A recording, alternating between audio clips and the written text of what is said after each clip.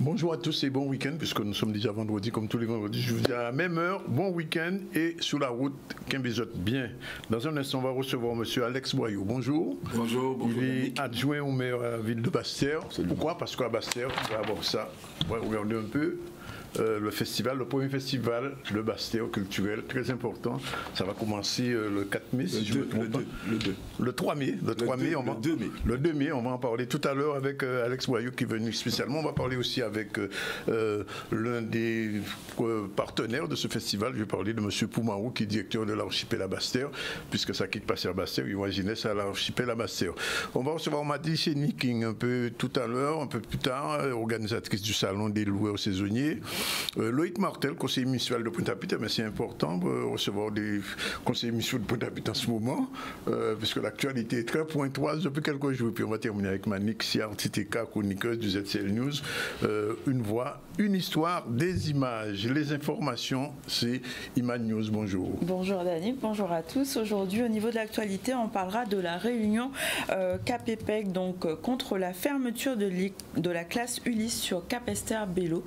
Cette classe qui ne va pas fermer suite à cette réunion. On parlera aussi du débat qui a eu lieu sur Sainte-Anne, Timoun-en-Oula-Jol, donc les conséquences sur les familles. C'était un débat qui a eu lieu donc ce jeudi, l'occasion de pouvoir apporter des pistes de réflexion par rapport à cette problématique. On reviendra aussi sur les derniers jours de la visite de la ministre déléguée aux Outre-mer et notamment sa visite sur les barrages anti-sargasses.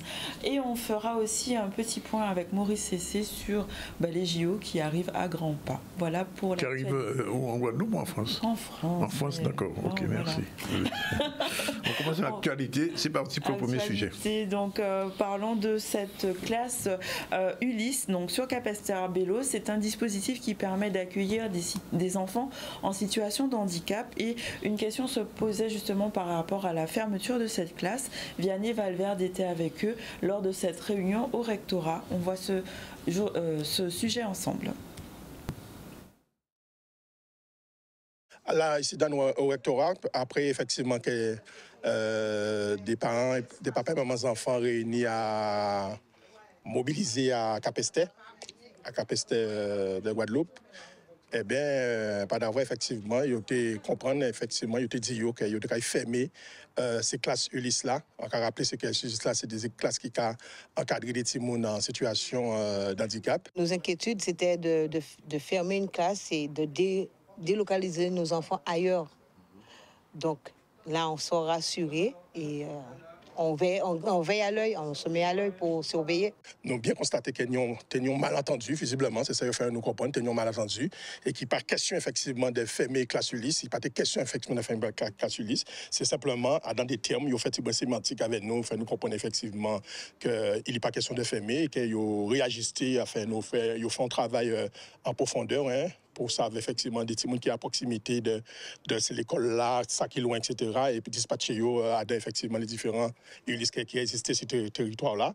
Et finalement, nous faisons pas dire effectivement, nous maintenir effectivement les dispositifs qui étaient existés et que finalement, chaque année, comme la procédure veille, eh bien, nous avons vrai effectivement s'il faut mettre s'il faut ajouter mais en tout cas, nous maintenir effectivement les dispositifs qui étaient existés là. On ne voulait pas que les enfants aient un tel gîte, on voulait les enfants restent à Capesterre. Donc, on est contente là maintenant. Donc, les enfants restent à Capesterre. Rentrée 2024-25, les enfants seront à Capesterre. Ça permet effectivement de mettre en avant qu'il y a des enfants en situation de handicap et que ce qu'on a pu entendre effectivement, certains se sentent effectivement oubliés, écartés du dispositif normal. Donc l'objectif, c'est de se dire, ils sont là, il faut aussi les accompagner et de mettre les moyens pour pouvoir justement aider ces enfants à s'épanouir dans le système scolaire. C'est que la Guadeloupe a souffert d'une véritable politique d'encadrement à ces petits handicapés là. Pas ni pas un bulletin global qui réfléchit, pas ni pour un travail de fond qui fait, pas ni pour un travail de concertation, d'interaction qui a fait entre les politiques, le rectorat et effectivement les papas et mamans enfants, et qui a fait que nous avons trouvé nous dans ce là des malentendus comme ça, et nous avons besoin de faire tout ça pour effectivement un bulletin qui est normal. Voilà, donc un dispositif qui permet d'avoir un accompagnement adapté pour ces enfants en situation de handicap. Alors, j'ajoute une petite information que je viens de recevoir. À Déby Bacas, à 2 ans qu'on parle au conseil d'école, qu'on a l'impression de se faire balader, car les réponses sont toujours de patienter. Les conséquences sont troubles de l'attention pour les enfants et du comportement accentué si les enfants n'augmentent pas leur consommation d'eau, plus maux de tête, risque de malaise, que l'adulte accepte de travailler dans un bureau sans clim ni ventilateur, est efficace, et à plusieurs dans la même pièce. Les parents de toutes les écoles du Moule sont invités donc à nous rejoindre le lundi 22 avril à 8h devant la mairie du Moule. Nous invitons aussi les médias, bien sûr on sera là. Place pour une couverture médiatique. Ça se passe au Moule. Vous voyez qu'il y a beaucoup de problèmes dans les écoles en ce moment. Et ça, c'est Karine Bayeux qui nous signale ça. Continue. Oui, on va parler maintenant de prison et de nos enfants qui sont parfois subissent cette expérience de prison. On va savoir quels sont les impacts pour la famille. Et justement, un débat a été organisé sur Sainte-Anne pour tenter d'apporter des pistes de réflexion. Lohan Duhamel était parmi eux. On voit ce reportage ensemble. Ce soir, nous avons un certain nombre de personnalités, institutions qui vont nous accompagner. Le PPJ, le conseil régional, le conseil départemental, la gendarmerie nationale de Sainte-Anne et évidemment la police. Et évidemment les services au niveau de la CLSPD. Ce matin, j'étais avec le ministère de l'Intérieur, nous avons parlé. J'avais travaillé sur une question, déjà sur la question du père, et j'avais demandé donc, un entretien à une avocate qui m'avait entretenu sur les pères détenus. Et j'avais donc beaucoup appris de la prison, ça c'est déjà le premier point. Et donc je veux échanger avec les parents, singulièrement les parents, pour trouver des solutions pour l'accompagnement de ces enfants-là. Il y a des enfants qui souffrent, qui sont dans des prisons. Il faut trouver une porte de sortie. Il faut aussi dire aussi quelles sont les responsabilités de nos parents. Je pense aussi que l'histoire peut apporter des réponses sur, non pas les incidences de la prison sur la famille, mais sur tout le processus qui peut conduire en prison. Donc, je me suis dit que la grande histoire peut apporter des réponses, mais l'histoire personnelle aussi, l'histoire individuelle peut aussi apporter des réponses. Donc, j'ai accepté de faire cette conférence parce que moi, j'estime que je suis là aussi pour transmettre. Les mamans, les papas, souvent les papas sont un peu, laissent leur rôle de père, reste à la charge de la maman. Donc c'est tout ça que nous voulons mettre en place et échanger sur cela et trouver des solutions. Simplement parce que j'ai un dispositif pour Sainte-Anne que nous devons avancer dessus. Le sujet du lien familial, parce que la question de l'emprisonnement des enfants en prison, la question de la prison elle-même, elle est étroitement liée à l'état du lien familial. Si le lien familial est fragile, ben, c'est peut-être le début du processus de l'incarcération. Oui, les parents ont répondu parce que dans la salle, il y a quelques parents, évidemment, il n'y a pas suffisamment. Mais au moins ceux qui sont là, ils seront porteurs de voix, de la bonne parole pour aller plus loin. Et je souhaite encore faire ces genres de rencontres pour que nous puissions diffuser ces informations et mettre un dispositif en place pour qu'on puisse se communiquer largement et fortement sur la ville de Sainte-Anne. Voilà, on y reviendra sur l'information tout à l'heure. Je vous l'ai dit, Bastia va inaugurer son premier festival, ce sera à partir du 3, festival culturel patrimoine, et pour ça on a le responsable de l'action culturelle à la mairie de Bastia. Je vais parler de M. Boyau. Bonjour M. Boyau. Bonjour M. Zanronis, bonjour à vos téléspectateurs de Canal 10. Alors on peut dire que c'est un événement quand même pour Bastia. Ah, c'est un grand événement, c'est un temps fort. Oui. C'est le temps fort, c'est là qu'il va falloir être à Basse-Terre du 2 au 5 mai, exactement, parce que bon, nous allons là mettre en place une manifestation qui est unique en son genre. On parle de festival et je profite pour dire que ce festival a mûri dans les tuyaux, en tout cas du maire de Basse-Terre et de son groupe, il y a 10 ans. Et aujourd'hui, 10 ans après, on voit sa concrétisation. Oui, effectivement, Basse-Terre va avoir son festival. Oui. Alors, c'est un festival culturel, alors, il s'appelle Patrimoine en Lumière. Pourquoi? Ah ben voilà, alors je me souviens donc d'une discussion avec un ami qui a l'habitude de mettre en place des festivals et il me disait attention Alex, un festival ça se met pas comme ça en place, il faut d'abord trouver son identité. Et c'est resté un peu dans un petit coin de ma tête et on a beaucoup planché sur justement cette réflexion, à savoir quoi faire, parce qu'il y a tellement de festivals, quoi faire pour se différencier des autres. Tout à fait. Alors l'idée nous est venue de tiens, pourquoi pas en cherchant, en fouillant. Ah ben voilà, Basse-Terre, c'est ville d'art et d'histoire. Oui. Et comment? Il faut dire d'abord, c'est la capitale. C'est la capitale, il faut le dire, il faut nous blaguer. Parce que mon gars a oublié ça, tu vois. Non, c'est la capitale de la Guadeloupe et il fallait absolument que la capitale ait son festival. Oui. Et alors en planchant beaucoup, on s'est dit tiens, Basse-Terre, ville d'art et d'histoire, l'occasion est belle pour mettre en exergue justement ce patrimoine. Oui. Alors l'idée nous est venue de, voilà, mais écoute, patrimoine, bon, patrimoine en lumière, oui. Ville d'art et d'histoire, et pourquoi? Alors je donne rendez-vous donc au public pour bien leur expliquer, mieux que moi en tout cas, avec notre historien qu'on ne prétend plus, M. René Bellinus, dès le jeudi, à travers une conférence débat, justement la genèse, l'histoire justement de cette labellisation et comment le travail a été fait pour justement avoir cette labellisation sous l'ère Jérôme Cléry que tout le monde a connu à l'époque. Tout à fait. Et quand on dit Basse-Terre et de patrimoine, il y a du patrimoine à Basse-Terre. Ah ben voilà, les gens passent tous les jours devant des bâtiments. Oui. Les gens... Ah bon. Les gens passent tous les jours. Oui. Les gens passent tous les jours devant des bâtiments et ils ne savent pas l'histoire de ces bâtiments. Oui. Et ce sont tous ces bâtiments, une vingtaine à peu près de mémoire, qui ont valu justement à travers un dossier bien costaud, qui ont valu à ce que Basse-Terre obtienne la labellisation ville d'art et d'histoire. Oui. Effectivement. Alors comment ça va s'organiser dans le festival? C'est-à-dire que je vois qu'il y a de la musique, des arts graphiques, du théâtre, de la danse, des arts du cycle, tout un cinéma. Mais voilà, alors quand j'ai parlé de festival unique en son genre, mais c'est ça. Ouais. Déjà, il faut le dire qu'il est gratuit. Oui. Il est gratuit. Ah. Et les gens vont dire, mais pourquoi c'est gratuit? Basse-Terre non plus fort. Hein, voilà. Il est gratuit. Alors que, et quand on passe en revue le détail de ce festival, on se dit, mais c'est pas possible que tout ça soit gratuit. Oui. Il faut rappeler quand même les conditions dans lesquelles le maire André Atala et son équipe sont arrivés aux affaires. Hein. On est arrivé en plein Covid, rappelez-vous bien. Et le maire n'a jamais eu l'occasion justement de remercier ce public qui lui a permis d'être là où il est aujourd'hui. Donc ce festival, c'est une manière pour le maire de remercier la population. Oui. Au-delà de celle de Basse-Terre, de remercier. Donc voilà notre festival. Pour répondre à la question, comment ça va se passer? En regardant bien le détail donc, du programme, ça va s'étaler sur tout Basse-Terre. Et sur des points bien précis. Le Champ d'Arbaud et l'âme culturelle. Oui. Daniel, tu connais, tu sais.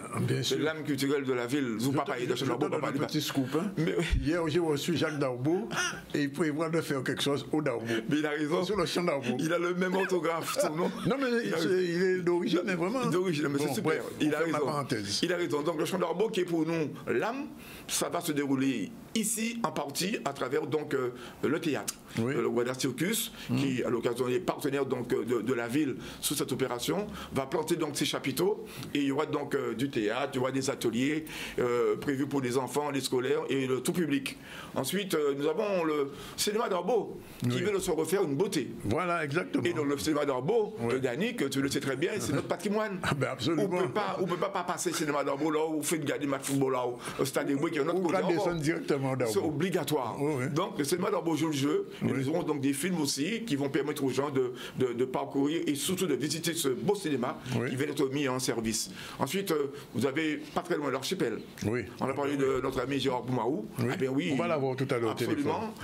Gérard Boumarou qui, à cette occasion aussi, aura donc son festival qui commence dès demain. De la jeunesse, oui. Absolument. Que nous avons intégré aussi dans notre programme et qui va nous parler donc de choses et d'autres pour les jeunes.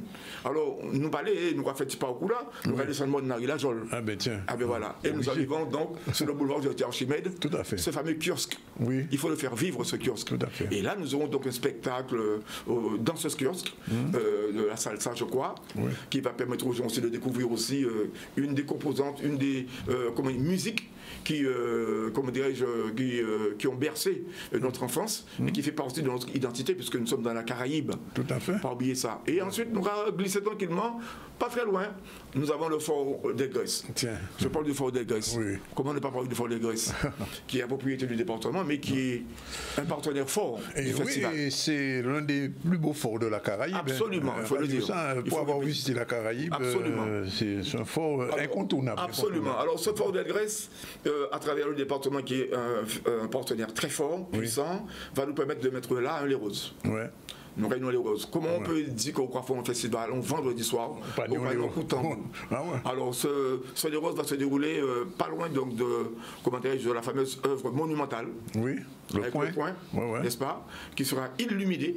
Il y aura donc des lumières de partout. Il faut nous dire des projecteurs, d'ailleurs, sur tous les bâtiments de la ville, parce que patrimoine en lumière, c'est que les lumières là, non problème. Donc, tous nos bâtiments seront donc éclairés et donc les gens pourront admirer véritablement donc le fort et surtout les artistes qui vont y jouer. Et je vois que c'est 700 atos. 700 atos. Oui. C'est 700 atos, c'est Thibaut qui les vient à Bébé Rospar, que nous va présenter. Donc, on dit bon Goka, bon tambour, encore une histoire de notre pays, puisque n'oublions pas que le Goka est inscrit patrimoine merci monsieur immatériel de l'UNESCO. Nous le faisons vivre à travers donc ce festival.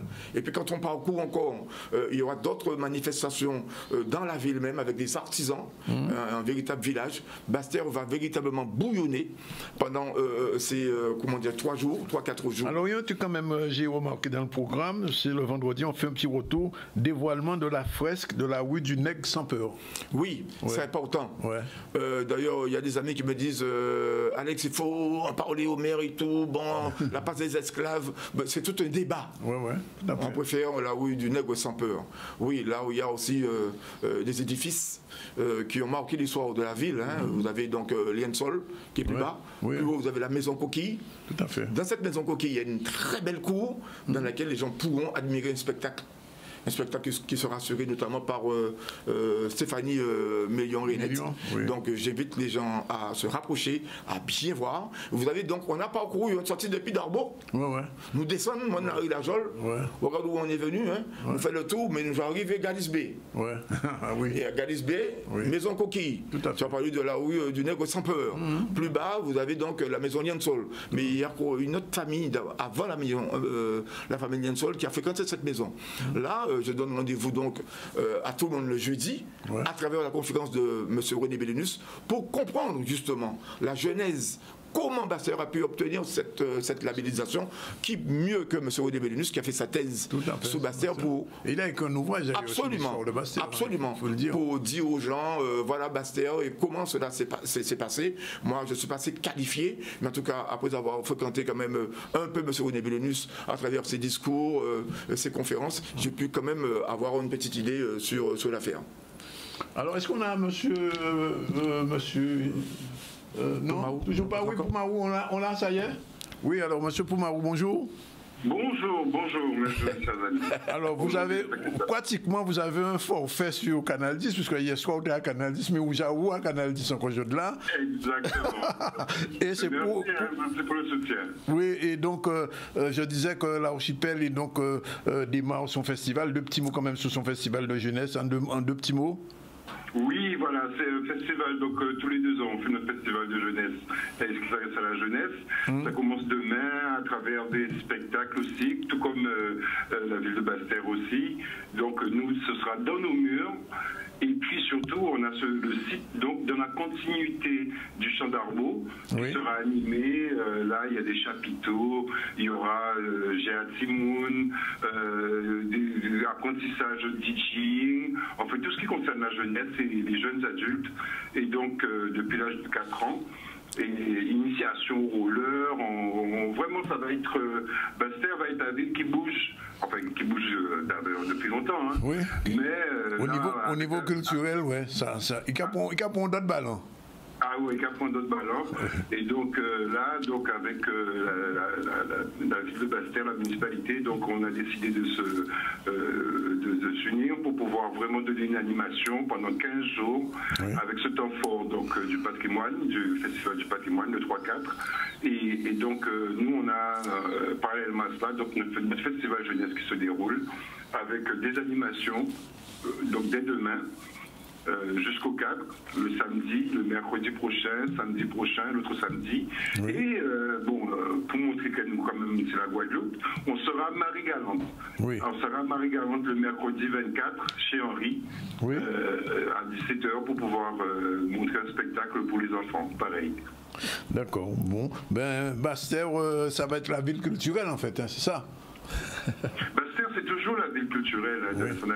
C'est que il y a moins de choses qu'avant, un petit peu moins de choses qui font rayonner qu'avant, mais Basse-Terre a toujours été la ville culturelle et vraiment pour y être tous les jours, il se passe des choses, vraiment. Et merci de nous donner cette visibilité, Dani, parce qu'en fait, c'est surtout ça qui manque le plus à la ville de Basse-Terre. Mais non, mais on le sait, on fait tout ce qu'il faut pour, à part que, même si nous, j'arrive, il faut nous parler de Basse-Terre d'une manière. Mais oui. Basse-Terre pas si loin. Basse-Terre pas si loin qui ça. Mais non, je disais tout à l'heure à Alex que Basse-Terre, c'est comme la capitale. Voilà, tout à fait. Donc, c'est capitale qu'on parle de la capitale, quand même. Voilà, avec le patrimoine, tout le monde, enfin, moi, dans un certain âge, savent qu'elle va voter qu'avec une Basse-Terre, ou pas qu'avec un sandalimica, quoi. Voilà, exactement. Ça, c'est. Pour le monde savent ça. OK. Ah oui, OK, voilà. Bien, merci Gérard pour ce petit focus. Et à très bientôt. À très bientôt. Alors, Alex, samedi, je m'arrête sur un spectacle. Oui. Pourquoi? Parce qu'il y a une personne à côté de toi, Iman, qui est une danseuse, chorégraphe, et je vois que le 18h30, le samedi 4, Diana Maricano Rodriguez fera un spectacle de danse. Oui. 18h30. 18h30, c'est bien ce que je vois. Oui, 18h30, danse Diana Marie, oui, tout à fait. Au champ d'arbre sur le chapiteau en plus. Absolument, absolument. Mais juste avant de répondre à ta question, je ne sais pas si je l'ai fait parce que je vais me faire tirer les oreilles. Je salue donc le maire qui regarde là. Sinon, et tous les collègues du conseil municipal, il aura regardé. Et les autres amis qui regardent. Et Thierry aussi. Tout le monde, il aura regardé tranquillement parce que bon, on veut représenter Basse-Terre. Donc il faut nous faire ça bien. On Basse-Terre vient représenter Basse-Terre. Absolument. Donc oui, il y a de la danse. Oui. Comme tu as dit, nous parlons de théâtre. Qui est dessin, qui est lecture, atelier de lecture, donc il y a cinéma, de la musique, nous parlons de voca. Donc c'est très divers en fait. En fait, on voit là, le côté diversité dans, dans ce festival, est très cher à notre maire et qui permet aujourd'hui de dire que oui, ce festival il est unique. Il y a de la danse. Oui, donc effectivement, il y a une part belle à la danse. J'ai parlé de Stéphanie Mélion-Rinette. Et on a parlé à l'instant, donc à 18h30, de Diana Marie Cano Rodriguez sous le chapiteau du Champ d'Arbeau. Il va falloir être présent. C'est un spectacle qui est vraiment qui va être extraordinaire. Qui dit danse dit harmonie du corps et de l'esprit. Mais tout on est invité, j'espère que vous serez là. Mais non, mais elle vient souvent à Basse-Terre en plus. Je suis souvent à Basse-Terre. Bon alors, donc elle sera là encore du 2 au 5. Il ne faut pas quitter Basse-Terre. C'est l'endroit où il va falloir être. Basse-Terre a un potentiel, on a l'habitude de le dire, Danick, il est unique, il a un potentiel énorme et ce festival est là justement pour montrer véritablement le côté unique de la ville. Et de toute manière, Alex, tu es venu aujourd'hui, mais avant là, on aura encore d'autres occasions. Non, l'occasion, nous venons encore là. On a notre ami Michel Mado qui normalement devrait se joindre à nous. Il devait être là, mais pour des raisons d'emploi du temps, il n'a pas pu être là. Mais Michel Mado, pourquoi je parle de Michel Mado, que je salue, qui est le président de la commission culture du département, qui est un partenaire majeur dans cette affaire. Nous attendons donc, comment dirais-je, un partenariat consolidé de la part de la région qui nous a déjà reçus, à travers son président, M. Jean-Claude Nelson, que je salue. Nous avons des partenaires, des mécènes, c'est important. Et c'est pour ça que je dis souvent qu'une collectivité, oui, c'est une chose, mais quand vous mettez en place une telle manifestation, il vous faut avoir des mécènes, des gens qui jouent le jeu, des gens qui comprennent que cette manifestation, c'est l'affaire de tous. Ce n'est pas l'affaire uniquement du maire Je pose une dernière question. Oui. Est-ce que les aiglons sont prévus dans l'affaire? Mais et comment? Alors, on parle de patrimoine. Oui. On parle de patrimoine, Danick. Comment peux-tu imaginer une seconde qu'on ait pu passer à côté des aiglons? D'accord. Je rappelle que les aiglons à Basse-Terre, c'est un patrimoine. Oui. C'est un monument de la musique en Guadeloupe et singulièrement de Basse-Terre. Pas seulement de la Guadeloupe. Il y a tout partout. Premier disque d'or de la Guadeloupe. Avant Cassave. Avant Cassave. Oui. 200 000 exemplaires. Ils ont 54 ans. Ouais. Le patron mythique est toujours présent. Bon pied bon de M. Michel Alexis, que je salue, avec son chanteur mythique Pierre, son frère. Absolument. Yola, ils sont vraiment très très contents. Ils vont clôturer justement ce festival. Donc, cuisse à mon voilà. Concert final le dimanche 3 mai. Absolument. À 18h30. Alors là. Mais n'oublions pas qu'avant ce fameux dimanche, vous avez une soirée concert extraordinaire. Je demande aux gens de regarder bien le programme qu'ils ont. Mais nous aurons donc concert d'Izzy Kananga, qui vient avec ses amis. Et juste après, vous avez du lourd aussi avec Mino Sinelu, qui nous vient avec des monstres alors il faut rappeler que Mino Sinelu a joué pendant longtemps avec Miles Davis. Absolument. Et Joe Cooker, mon Dieu, Whitney Houston, ce monsieur qu'on ne présente plus, et son fameux morceau Confiance, donc qui va être encore très repris. On va le diffuser. Il tient absolument justement à rendre hommage ce soir-là, lors de son concert, à Jacob Desvarieux. Vim, il a eu l'occasion de voir Rudy Benjamin avec moi parce qu'il était notre invité pour le carnaval. Il veut rendre un hommage à Vim qui serait d'accord sur le principe. À Vokoum, nos amis de Vokoum, à Basse-Terre aussi. Fred Demetrius a déjà été contacté, il est d'accord sur le principe. Donc, nous allons vivre un moment extraordinaire. Je te salue. Oui, mais mes chapeaux, non. Bon, je dis, moi, il va apprécier. Moi, mes casquettes, non. Il faut tout voir. Tout le monde aura sa Sébastien et c'est le festival. Voilà. Mais voilà, il faut le montrer. En lumière. Il faut être là, il faut être présent. Et merci à Canadis qui joue le jeu. À chaque fois que j'ai eu l'occasion de participer, de mettre en place dans le cadre d'une organisation, une manifestation, tu m'as toujours ouvert donc ton antenne. Merci beaucoup donc à toi, Danick, ton équipe, les Rodriguez, tout le monde Canadis était derrière nous. Et on compte sur vous. Je crois qu'on a travaillé et on aura travaillé encore longtemps. Pas de problème. Voilà. Merci. Tout est dit. Il est 12h57. Première pause. On se retrouve tout à l'heure pour notre prochaine invitée, Madly Schneeking. Je suis sûr qu'elle a retrouvé la route. Cette fois-ci, pas peine en chemin. Et Loïc Martel sera aussi là tout à l'heure. Voilà, il est déjà 13h03 dans le ZCL News. Merci d'être avec nous. Nous allons recevoir dans un instant Madly Schneeking. Bonjour. Bonjour. Elle est bien arrivée. Et notre ami Loïc Martel, bonjour. Bonjour, monsieur Zandonis. Bonjour. Conseiller municipal de Pointe-à-Pitre et aussi membre de l'opposition. Et Pointe-à-Pitre est dans l'actualité ces jours-ci, donc il était normal que vous soyez notre invité. Merci beaucoup. On fait un petit rappel des informations, le fil de l'actu avec Iman News. Oui, on va revenir sur les derniers jours de la visite ministérielle. Et justement, la ministre déléguée aux Outre-mer s'est rendue sur les barrages anti-sargasses au large de Petit-Bourg. Une signature de convention a été faite pour permettre le financement de ces barrages, mais aussi les moyens terrestres et nautiques, notamment en matière de tractopelles nautiques. On va voir un reportage de Charlie Dagogna.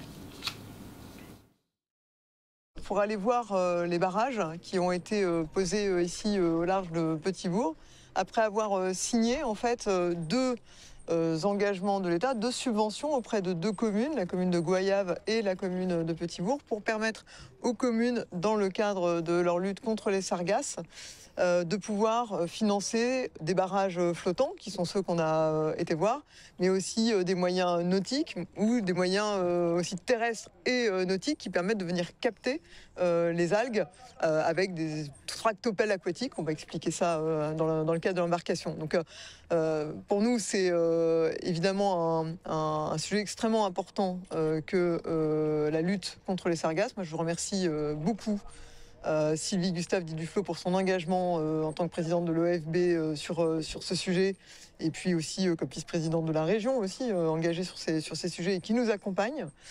Il y a un certain nombre de choses qui est important de dire sur les sargasses. C'est à la fois les conditions sanitaires qui peuvent impacter les populations quand la sargasse arrive sur nos côtes, avec le gaz qui s'échappe. et qui crée des vapeurs toxiques. C'est aussi, Sylvie me le disait en bateau, c'est aussi le phénomène d'érosion de nos côtes. C'est-à-dire qu'en 6 ans, il y a des plages qui ont disparu avec l'invasion des sargasses. C'est aussi le phénomène, les conséquences que ça peut avoir sur le corail, sur la mangrove, sur les herbiers.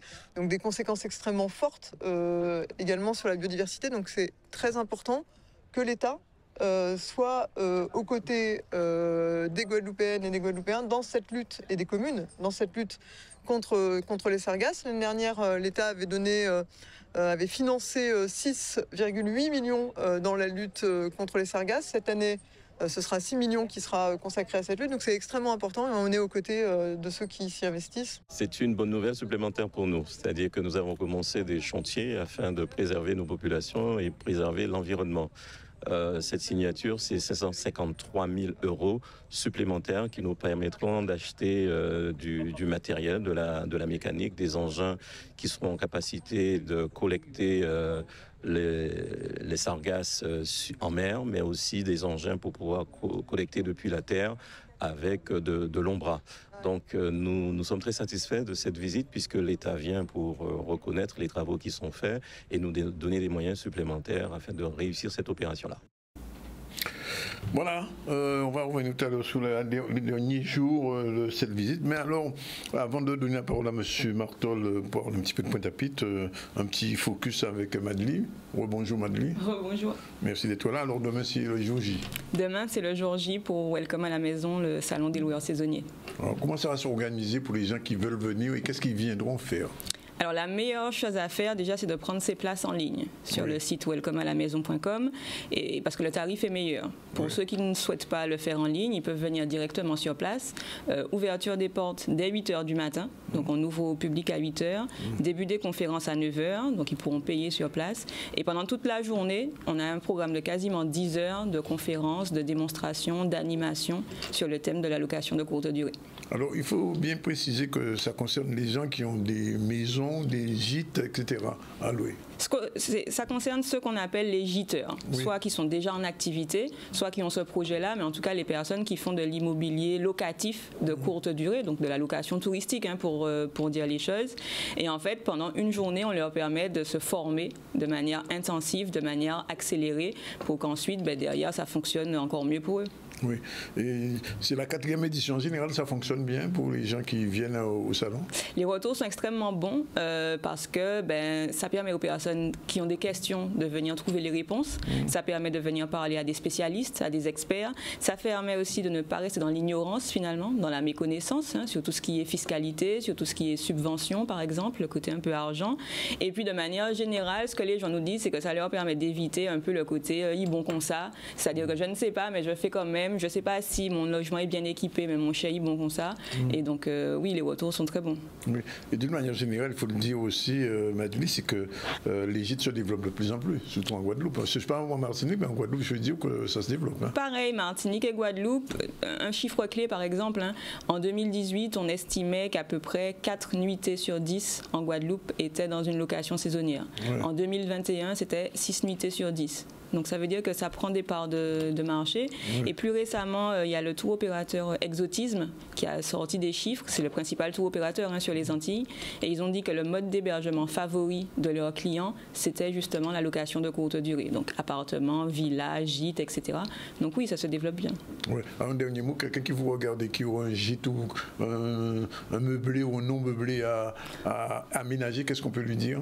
La première chose, c'est de bien penser à son concept. C'est-à-dire qu'aujourd'hui, il y a 10 000 meublés à peu près de tourisme en Guadeloupe. Donc forcément, il faut réussir à se différencier. Proposer juste une maison avec un lit, avec des lits, c'est plus suffisant. Ce n'est plus, voilà, ce n'est plus suffisant. La deuxième chose, c'est de bien sous-peser le pour et le contre, parce qu'on n'imagine pas souvent, mais c'est quelque chose qui est très chronophage quand on veut faire les choses bien, quand on veut faire le ménage, quand on veut faire l'accueil, quand on veut faire les départs. Donc vraiment sous-peser son engagement.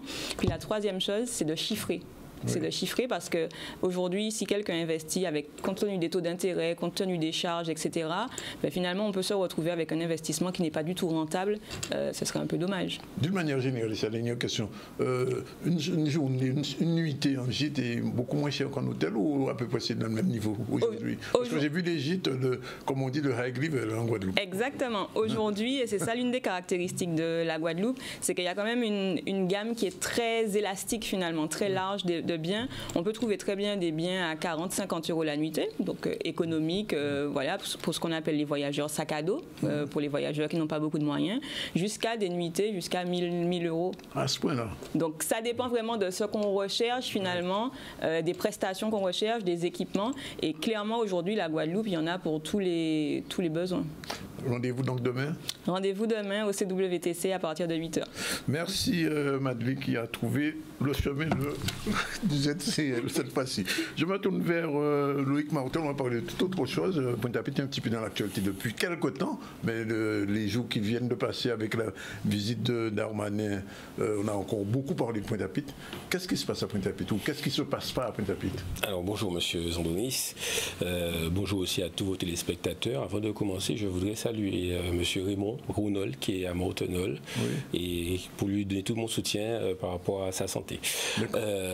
Pointe-à-Pitre, on sait depuis des années qu'il y a toujours un problème de sécurité à Pointe-à-Pitre. On a eu des problématiques d'éclairage, on a eu des problématiques aussi de violence urbaine à Pointe-à-Pitre, et vous voyez bien que même en 2021, quand il y a eu tous les événements, il y a eu beaucoup de choses qui se sont faites à Pointe-à-Pitre. Donc on sait déjà au départ que Pointe-à-Pitre, c'est une ville qui nécessite un fort volet en matière de sécurité, qui nécessite une présence policière constante. Alors on sait bien qu'on ne pourra pas mettre un policier derrière chaque point 3, derrière chaque Guadeloupéen, mais c'est vrai que Pointe-à-Pitre a été mis à l'exergue. Moi, ce que j'ai dit simplement et ce que je regrette, c'est qu'il y a des outils qui sont prévus justement pour lutter contre l'insécurité. On a un outil qui s'appelle le CLSPD, c'est le comité local de prévention de la sécurité et de la délinquance, qui permet effectivement d'avoir des moyens renforcés sur le territoire. Ce CLSPD a été mis en place suite à l'alerte du maire en août 2023, mais je vais dire que c'est un peu trop tard parce que nous-mêmes, nous n'avons pas été associés à ça.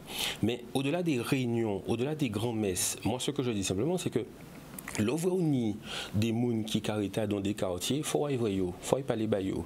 Aujourd'hui, moi, ce que je regrette, c'est que non, on peut pas faire de la sécurité, on peut pas travailler sur la sécurité en faisant un cri d'alerte sur les réseaux sociaux un dimanche comme ça. C'est un travail de fond. Il faut, comme moi, j'ai entendu hier que les caméras de Pointe-à-Pitre, même s'il n'y en a pas beaucoup, ne sont pas reliées, ne sont pas reliées à la police, c'est une erreur. Ça sert à rien. Si vous avez des agents qui sont sur le terrain de la ville, ils sont 17 en principe, qui derrière la police n'a pas l'information de ce qui se passe, on a une défaillance. Donc je ne suis pas là pour faire de la critique, je suis là pour dire que on a un ministre qui vient, tant mieux, mais qu'est-ce que ça va nous apporter? Moi je regrette le ministre qui est venu, mais il n'a rencontré que des élus. Il aurait dû aussi rencontrer des présidents d'associations, des présidents de culturels, des associations culturelles, sportives. Et puis, lutter contre l'insécurité, ce n'est pas que de la répression, il y a de la prévention. Aujourd'hui, on n'a pas d'activité sportive à Pointe-à-Pitre. Ça crée aussi du lien. C'est un ensemble, la cohésion sociale. On avait aussi ce dispositif qui consistait à avoir des conseils citoyens qui rassemblaient effectivement des gens de quartier pour échanger, pour discuter, avec qui on présentait une vision du territoire. Mais je ne sais pas si ça se fait encore aujourd'hui. C'est ce que je regrette maintenant. Je pense qu'aujourd'hui, il faut plus que jamais saisir la balle au bon, voir effectivement que nous aurons peut-être plus de moyens pour la sécurité pointoise, mais dire que on met un couvre-feu pour des mineurs pendant 2 mois. Alors la première chose, c'est que on sait bien qu'il y a les européennes dans 2 mois, donc ça fait un peu, on pourrait tenter de se dire c'est peut-être une vision un peu électoraliste. Je dirais quand même que c'est un début, mais en même temps, qui va contrôler ces jeunes-là si la police n'a pas les moyens? On voit bien que les syndicats de police aujourd'hui vous disent qu'ils ont besoin de plus de moyens. Nous, on n'a pas attendu que le ministre vienne pour dire qu'il faut plus de moyens. Ça fait plus de 2 ans qu'on réclame qu'il y ait plus de policiers au niveau de la compagnie départementale d'intervention. Donc oui, c'est un début, mais il faut aller encore plus loin. Et je pense qu'il y a un maillage clairement à faire sur le territoire de Pointe-à-Pitre, de Cap Excellence, avec toutes ces associations, toutes ces personnes qui sont des bénévoles et qui prennent leur temps pour cette jeunesse. Il faut les valoriser. Ce ne sont pas tous nos jeunes qui sont violents, ce ne sont pas tous nos jeunes qui sont délinquants, ce ne sont pas tous nos jeunes qui sont dans la rue, il faut être honnête là-dessus. Je pense que c'est un ensemble. Et puis qu'est-ce qu'on propose à cette jeunesse aujourd'hui? C'est ça aussi le travail de fond. Qu'est-ce qu'on va leur proposer? Qu'est-ce qu'on va leur proposer pour les accompagner au niveau scolaire? Qu'est-ce qu'on fait dans les périscolaires? Qu'est-ce qu'on fait dans les écoles? Beaucoup d'écoles en Guadeloupe, et ce n'est pas que Pointe-à-Pitre. Beaucoup d'écoles en Guadeloupe manquent de moyens, manquent de dispositifs. On voit un taux de chômage qui est élevé. Qu'est-ce que vous allez proposer à ces jeunes-là? C'est ça aujourd'hui. Moi, je rêve d'une Guadeloupe où des jeunes ont des projets et qui puissent les mener à terme. Et c'est ça aussi qu'on travaille. C'est pas que la sécurité au sens physique de la personne, mais c'est un ensemble qu'il faut avoir. Et je pense que c'est une vision tout simplement de territoire. Alors, j'ai reçu ici quelqu'un que vous connaissez, M. Pelliculier, il y a 2 jours.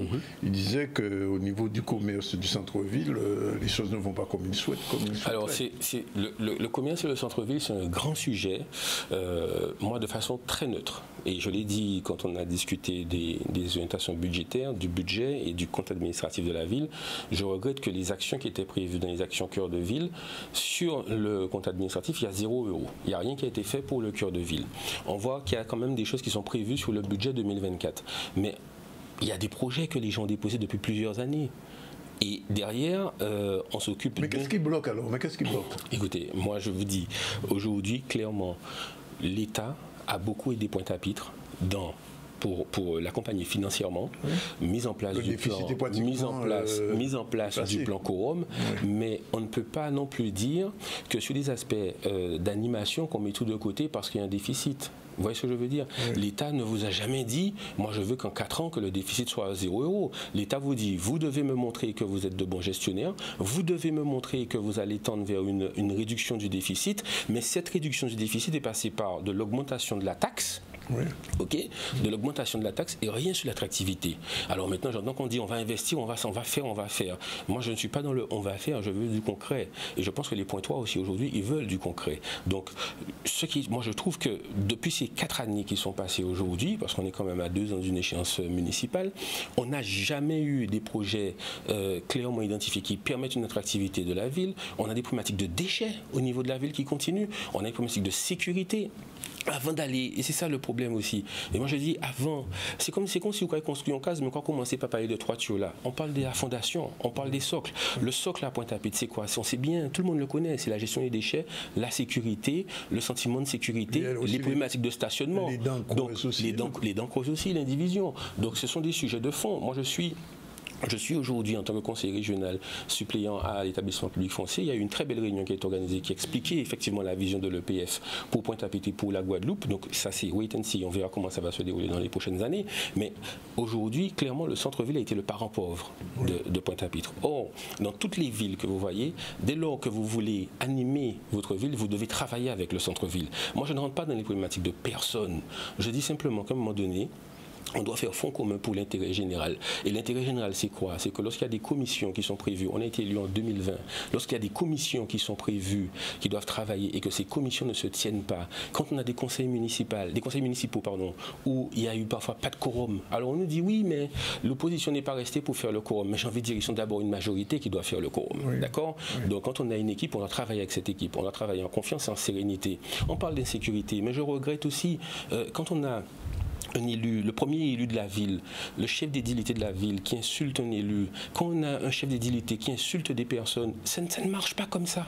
Donc il faut restaurer de la confiance. Moi je ne suis pas sur les problématiques de personnes, moi je dis simplement au point 3, il faut restaurer de la confiance, il faut travailler en sérénité, il faut travailler sur des sujets de fond et j'invite tout un chacun à ne pas être dans une dimension partisane mais dans une dimension collective, aussi bien les associations, aussi bien les maisons de quartier pour qu'on puisse avancer sur les sujets prioritaires de la ville. Alors on va pas comparer. Tout à l'heure, on parlait du festival qui aura lieu à Basse-Terre.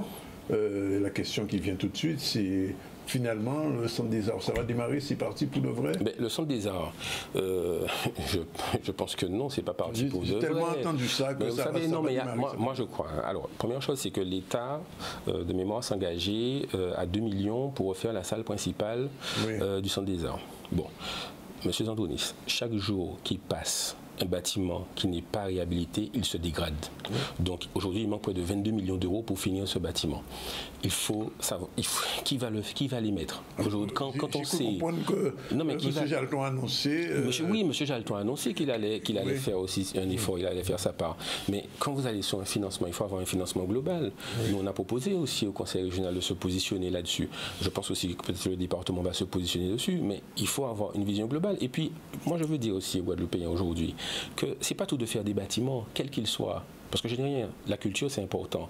Mais faire des bâtiments pour dire on investit, on fait un bâtiment, mais il faut penser au fonctionnement. Quand vous avez des bâtiments comme ça qui sont terminés, même si vous n'avez pas de personnes qui arrivent, mais c'est-à-dire qu'ils ont ERP, ont établissement au recevement du public, vous avez un minimum de fonctionnement à prévoir pour ces bâtiments-là. Donc c'est pas un sujet qui est facile, c'est clair.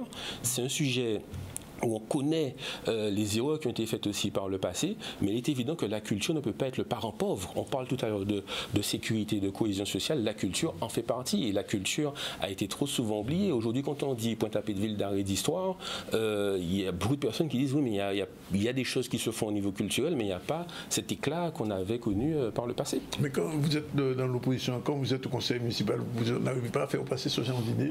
Écoutez, première chose, c'est qu'aujourd'hui, la question du centre des arts est gérée par Cap Excellence, dont d'ailleurs le maire est vice-président de Cap Excellence, et en plus il est au comité de pilotage. Nous, on a effectivement des informations qui viennent moi je ne suis pas communautaire, donc je ne peux pas participer au débat, mais j'ai envie de dire, je pense bien que s'il y a une volonté unanime de faire avancer le centre des arts et que ça puisse se faire, je serais effectivement favorable à ce que ça se fasse. Aujourd'hui, Pointe-à-Pitre a besoin de tout élément qui pourrait lui permettre d'avoir de l'attractivité, pour permettre aux gens de revenir à Pointe-à-Pitre. Il y a une discussion à avoir avec les commerçants. Je pense qu'une ville qui veut travailler en bonne intelligence doit travailler aussi bien avec les commerçants, aussi bien avec les croisiéristes, aussi bien avec les élus, aussi bien avec les agents de la ville. C'est un vrai job.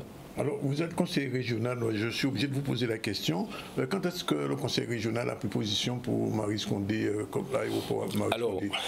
C'est un sujet, vous savez, c'est un sujet qui fait grand débat. Personnellement, il n'y a pas eu aujourd'hui de discussion. Il n'y a pas eu de discussion? Non, il n'y a pas eu de discussion aujourd'hui au conseil régional pour savoir si l'aéroport allait s'appeler Maryse Condé ou qui que ce soit. Moi, ce que je dis simplement, j'ai vu le président de la République aussi s'est positionné en disant qu'il était favorable à ce que l'aéroport porte Maryse Condé. Je pense qu'à un moment donné, il ne faut pas faire de la politique par l'émotionnel. Si cet aéroport doit être baptisé, il le sera, quel que soit le nom que ça doit être. Mais je pense que la bonne règle suppose qu'il y ait ce qu'on appelle une commission éponyme pour savoir quel nom qu'on lui donne, qu'on puisse dire mais quels sont les critères et qu'est-ce que finalement ça va nous apporter ou pas. Maintenant, si je le dis en toute neutralité, quand on n'a qu'à regarder, quand Teddy Riner gagne une médaille aux Jeux Olympiques, on dit il faut l'appeler aéroport Teddy Riner. Quand Maryse Condé décède, on dit il faut l'appeler Maryse Condé. Quand Marie-Josée Pérec avait gagné, on dit il faut l'appeler Marie-Josée Pérec. Non mais c'est vrai. Quand Michel Chevrier est morte, je dis crier Michel Chevrier. Quand on est les 8 mars, je dis crier Géotia Archimède. Moi, vous savez, on va pas penser au que mettre tous ces noms-là, ça, si effigie Habitamouna. Mais ce que je dis simplement, c'est que la mission première de l'aéroport, c'est d'accueillir et de recevoir en toute sécurité des personnes. Maintenant, après... Parce que M. Bief m'a dit qu'il n'a pas été consulté non plus. Si M. Bief vous a dit ça, non, mais il m'a dit ça. Mais je pense que c'est vrai. Oui. Mais moi, je sais, en tout cas, pour ma part, en tant que conseiller régional, il n'y a pas eu de... D'ailleurs, le président du conseil régional l'a annoncé lors de la veillée populaire pour Maryse Condé, au MACT. Donc après, charge à lui peut-être d'entamer les démarches dont il a la responsabilité. Oui. Une dernière chose quand même, sur le développement de Pointe-à-Pitre, on voit quand même que la plupart des organismes importants ont quitté la ville quand même. Oui, mais c'est très vrai. Alors, première chose, il faut savoir, c'est que logiquement, dans le prochain programme Action Cœur de Ville, il est prévu qu'il y ait plus d'avantages et de subventions pour permettre aux gens de revenir s'installer à Pointe-à-Pitre. Ouais. Malheureusement, vous savez comme moi, quand les gens sont partis, c'est difficile de les faire revenir. Moi, je l'ai voté pour. que la sécurité sociale, la CGSS puisse revenir au niveau de la maison de quartier de Bergevin, parce qu'en fait c'est un rôle aussi de proximité qu'on ne doit pas délaisser.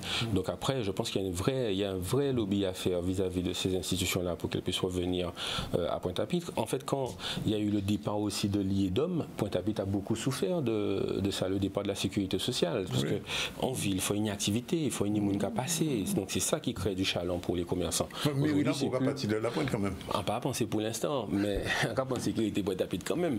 Mais cela dit, elle mérite un rafraîchissement. Hein.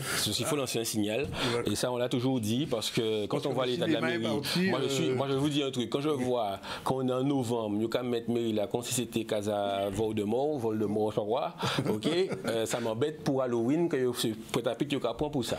Moi je pense qu'il faut valoriser Pointe-à-Pitre, et je regrette effectivement que le maire ait eu l'idée et dit que Pointe-à-Pitre soit un coupe-gorge. Moi je pense que Pointe-à-Pitre ne doit pas être un coupe-gorge. Je pense qu'il faut travailler avec tout le monde, et il faut le faire. Dernière chose que je veux dire, M. Zandrounis, c'est que demain, nous serons avec notre équipe du projet Pointois et de la section socialiste à Pointe-à-Pitre. C'est à 10h30 à la Cité. Je ne sais pas si vous le voyez. Un bic à parole. Voilà, je vais l'envoyer. Parfait. Au point tout bitin. Donc, c'est un bic à parole nous qu'a fait parce que c'est. Vous l'avez fait exactement. Alors, au roi Paul Chauchon, parce que nous n'avons pas laissé Mouna, parce que Mouna dit nous comme ça que, oui, que pareil, hein, que l'IOT engagé à ce que l'urologie a même conditions financières. Or, il y a que le loyer a doublé, voire triplé. Donc, nous avons discuté avec eux pour qu'il parle nous dans ça. Merci beaucoup d'être venu. Alors je rappelle Madeleine, donc demain 8h. Demain 8h, c'est WTC.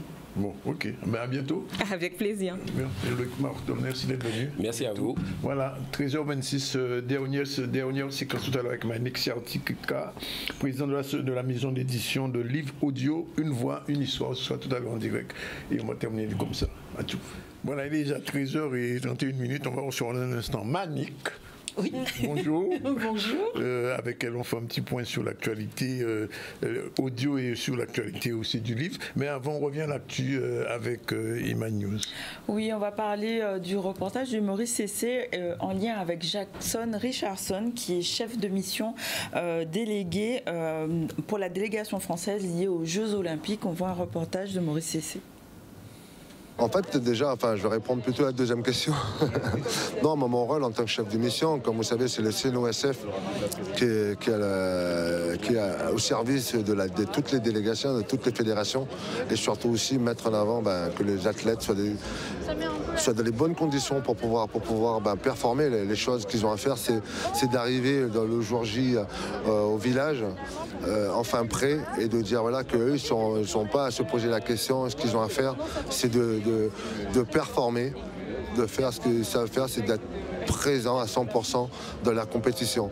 En fait, il n'y a pas que ça. En fait, moi mon rôle de chef de mission aussi, je suis le lien direct avec les CIO. S'il y a un problème je souhaite que ça n'arrive pas, s'il y a un problème de dopage, s'il y a un problème d'un de nos athlètes il y a un problème d'harcèlement, tous ces problèmes-là. Bon, en fait, c'est mon rôle à moi, justement, c'est d'aller aider mon athlète. Et en fait, mon rôle à moi aussi, en tant qu'ancien sportif, c'est de pouvoir les accompagner dans leur victoire, mais les accompagner aussi s'il y a des échecs, parce qu'on sait que dans les Jeux Olympiques, il y a 560 athlètes, il y aura pas tout le monde sera satisfait de leur performance. Alors mon objectif, c'est d'être là avec eux. C'est un rôle quand même important et délicat et sous pression permanente. Oui, bien sûr, parce que ça va être important, délicat, sous pression dans le sens que pendant déjà avant la compétition, jusqu'à maintenant, là aujourd'hui, on est déjà pour pouvoir les préparer, de mettre dans les conditions qu'ils puissent déjà pratiquer leur entraînement, leur sélection. Mais après, c'est dans la compétition, il faut impérativement qu'on soit vigilant à 100%, on soit disponible avec mon équipe. Il n'y a pas que moi, il y a mon équipe aussi, on sera disponible pour pouvoir satisfaire leurs demandes si nécessaire. Il n'y a pas de temps mort, Jackson. Non, justement, il n'y aura pas de temps mort. Ça va commencer à 7h du matin, qui va se terminer à 4h du matin pendant tous les jours. Alors je pense que j'ai une préparation à faire aussi, moi, pour pouvoir être performant pendant les Jeux Olympiques. Voilà, il est déjà 13h34 dans un instant, on parlera avec Manik. Alors on revient sur le focus du jour, c'est parti pour 1 minute et 32 secondes. Alors, on va parler aujourd'hui de la conférence de Bandung. Beaucoup de gens ne savent pas ce que c'est, mais vous allez le savoir. C'est une conférence qui s'est tenue du 18 au 24 avril 1955 à Bandung, en Indonésie, et réunissant pour la première fois les représentants des pays d'Asie et d'Afrique nouvellement indépendants. C'était à l'époque des indépendances qui avaient commencé dans les années 60, pour affirmer leur volonté d'indépendance et leur non-alignement sur les puissances mondiales de l'époque. La conférence de Bandung a réuni 29 pays quand même, dont 23 d'Asie et 6 d'Afrique, sous la présidence du leader indonésien de l'époque, M. Sukarno, on s'en souvient, il a marqué l'entrée de ce qu'on appelait à l'époque, ce mot-là a disparu, du tiers-monde sur la scène internationale et condamné la colonisation et l'impérialisme particulièrement l'apartheid en Afrique du Sud. C'était, je vous rappelle, en 1955, c'était pas hier, mais enfin c'était quand même un moment important. La Guadeloupe était là, mais non, nous pas été indépendants, et nous pas indépendants toujours. Donc nous n'étions pas là. Voilà, c'est fait. On va parler maintenant de duo avec Manick, générique, et on revoit tout de suite le contenu.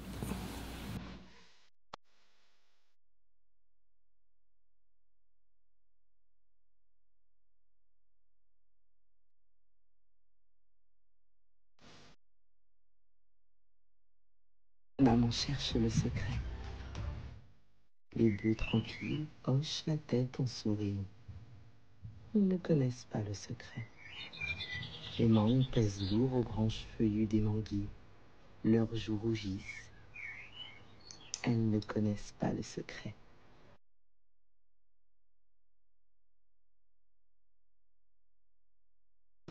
Voilà, une voix, une histoire, des images avec Manick. Bonjour. Bonjour, j'espère que vous allez bien. Oui, et toi, ça allait, on allait bien? Ça va, oui, oui. On se prépare à partir. On est toujours content de te savoir en Guadeloupe, mais là, à l'extérieur, nous pas collègues. Bon, alors, donc on va parler aujourd'hui. Alors aujourd'hui, on va parler de Jean Juravert, qui, qui est auteur guadeloupéen. Oui, pour être guadeloupéen, oui. Qui a fait un recueil de contes, donc Fables et contes afro-antillais, c'est sorti aux éditions Présence africaine. C'est un recueil de contes qui s'éloigne vraiment de ce que la mondialisation nous a imposé. Hein. Ils vécurent heureux et eurent beaucoup d'enfants. Oui, c'est possible. C'est possible de ne pas vivre heureux et d'avoir beaucoup d'enfants. Donc ce sont des contes avec une morale. Et donc c'était important de revenir sur ce type de contes parce que voilà, c'est des contes qui partagent de vraies valeurs. On ne peut pas s'amuser à embêter quelqu'un et puis voilà, tout se passe bien. On ne peut pas manger une pomme à nos mains, on ne nous pas connaître. Et puis le prince vient, il arrive, il te fait un bisou et tout va bien après. Et tout va bien après. Et malheureusement, sous prétexte de mondialisation, je trouve qu'on écoute de moins en moins nos histoires alors qu'elles nous ressemblent. Il y avait de vraies transmissions et puis aussi sous prétexte de mondialisation, nous avons une éducation finalement qui n'est même plus celle qu'on a connue. N'en parlons même plus. Mais c'est volontaire, le choix en tout cas de ce recueil de contes. Ça veut dire que le Tim Tim Boissec est fini? Le Tim Tim Boissec est fini. Est-ce qu'il a été transmis? Est-ce qu'aujourd'hui, les enfants de 7 à 8 ans, comme quand j'avais 7 à 8 ans, on a encore du Tim Tim Boissec? Alors, on en a encore parce qu'il y a des acteurs culturels qui permettent, encore une fois, que ça puisse être transmis, mais pas suffisamment. Pas suffisamment. On sait que les enfants passent beaucoup plus de temps à l'école qu'à la maison ou dans des associations, puisqu'il y en a de moins en moins de financés. Ça aussi, c'est une réalité. Et que finalement, les écoles, les histoires de l'école ne sont pas des Tim Tim Boissec ou des Yécri qui craque.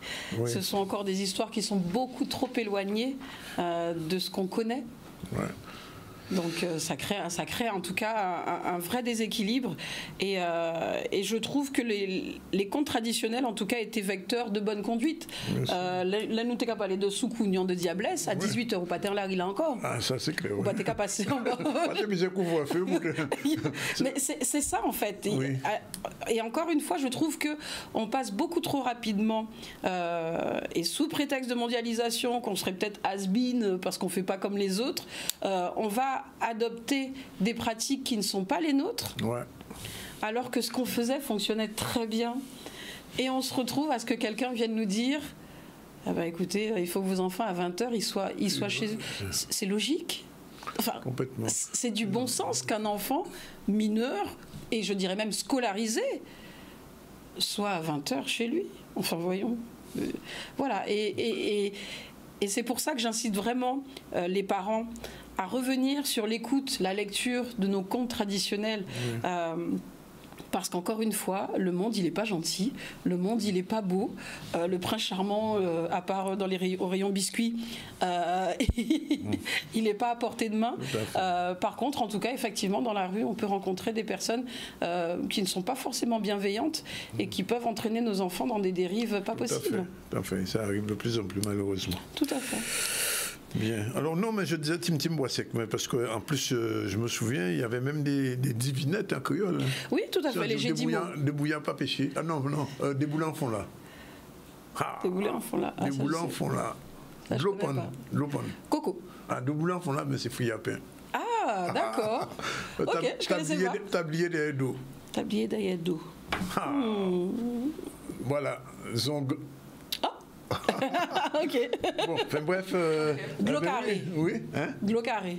Glocaré, glace. Oui, glaçon. Ah, il a nous découvert ça. Hein? Ah ouais. Ouais, bon. Nous faisons éducation. Bon, alors continue. Alors, on recommande alors les fables et contes à frontières de Jean Girard. Oui, tout à fait, je les recommande et on va écouter. Alors, pour aujourd'hui, on va écouter 2 histoires complètes. Voilà. D'accord. On se fait plaisir.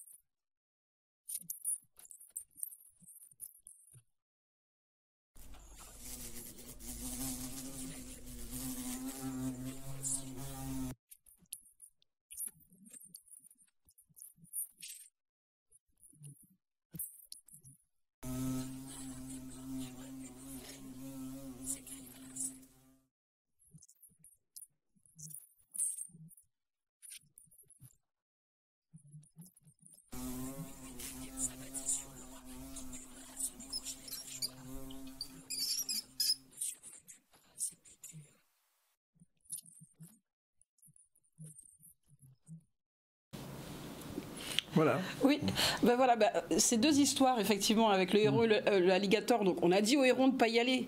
Il y va quand même. Donc, c'est vraiment discuter avec les enfants autour de ça. On te donne un conseil. N'y va pas. Ben voilà, le héron, il y va. Il se fait croquer. Mais c'est la morale du conte. Et pareil sur le rat. Donc, on a un rat qui embête tout le monde, qui se croit donc chastreint. ils se croient supérieurs aux autres et ils pensent pouvoir gouverner comme ça. Et ben oui, on tombe toujours sur plus fort. Oui, comment on dit, ça réveille? Ça réveille. Et c'est ça en fait. Et malheureusement aujourd'hui on a des comptes qui, dans une impunité totale, ils vécurent heureux, ils eurent beaucoup d'enfants. Non, c'est pas comme ça que ça fonctionne. En tout cas dans la vraie vie, c'est pas ça. Alors on va terminer avec les sorties de la semaine comme d'habitude. Oui, alors les sorties de la semaine. Les dédicaces en librairie. Allez, dans toutes les librairies de Guadeloupe, il y a des dédicaces. Le CAC qui propose une exposition à ciel ouvert d'œuvres d'artistes. La plage. Pendant tout le mois de mai. Pendant toute l'année. Oui. La plage pour apprendre à s'approprier son littoral et à le respecter. Dire bonjour à son voisin, c'est aussi une sortie.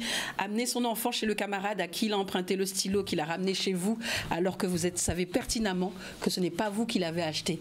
Parents, encore une fois, je crois qu'aujourd'hui, on a beaucoup d'actions sécuritaires et militaires sur l'éducation de nos enfants. Je crois qu'il faut revenir à l'essentiel. Oui. On ne peut pas laisser un petit monde rentrer à casa, elle veut un bitin ou c'est ou pas acheter. C'est ça. C'est pas possible. Et ça va du stylo, parfois un t-shirt, parfois des chaussures. Non. Ou un téléphone portable. Ou un téléphone. C'est pas à un moment donné, on est en train de culpabiliser les enfants. Ils ont été éduqués. Et c'est là, en fait, qu'il faut aller chercher ce qui s'est passé. Absolument. Donc, ce n'est pas à l'État à nous dire ce que nous devons faire. En tant que citoyen, on doit être responsable et savoir et avoir une vision et de l'ambition pour nos enfants. Tout à fait. Je soutiens. Tout à fait d'accord. Voilà. C'est pratiquement fini pour aujourd'hui. 13h46.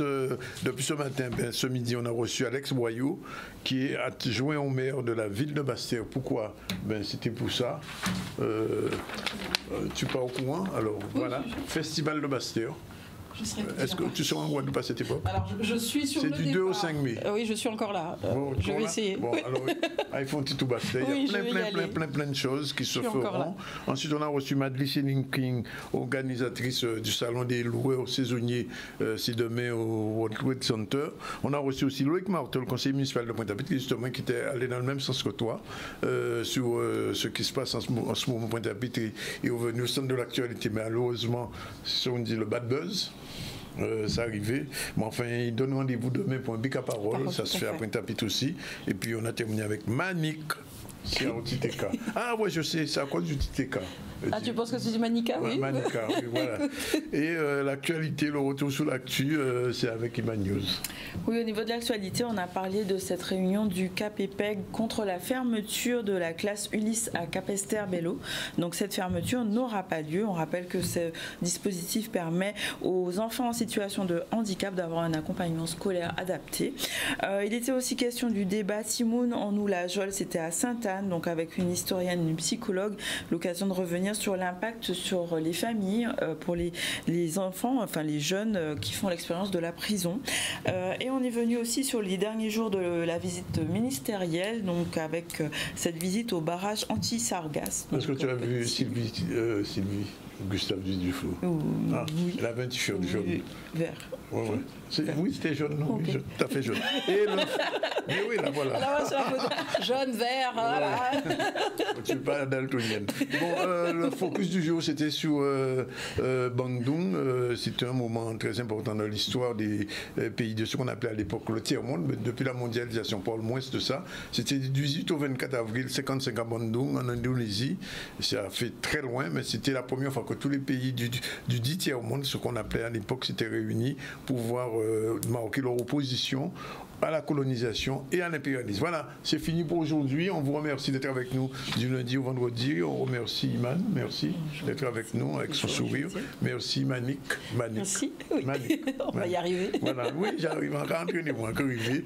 Et la réalisation était assurée par Yann avec le soutien de Doris en backstage. Voilà, c'est fini pour aujourd'hui. Lundi, nous et les autres encore. Bon week-end et qu'un béfort.